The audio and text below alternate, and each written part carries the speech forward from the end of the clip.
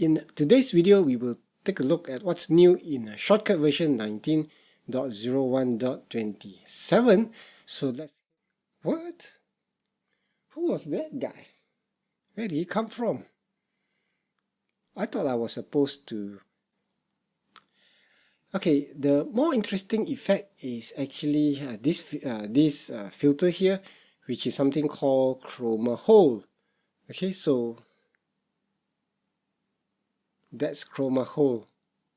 Hope you got it. Okay, so there are some other features as well. They are not so interesting, so I won't run through that. But if you really want to know, I'm just going to put it right at the description. And one last thing, do something small today to build a better business. Until the next time, this is James. Bye bye. You guys are still here? Okay, let me show you how it's done. Okay, I have my clip over here, the first part, and then on my second part here I have this clip. So in order to use the swirl filter, what you need to do is to overlap it. Okay, and then apply the filter, the swirl filter, to the transition itself rather than to the clip.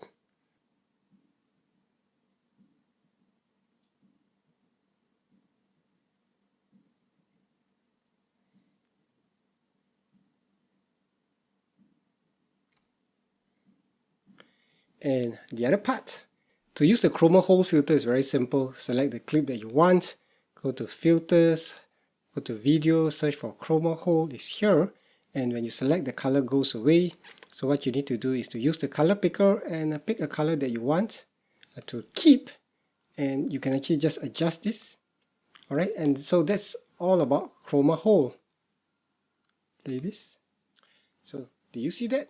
And there's a bunch of other features in Shotcut as well, the new one, some additional presets over here. Okay, so that's about what's new in Shotcut. Bye bye. I'm serious this time.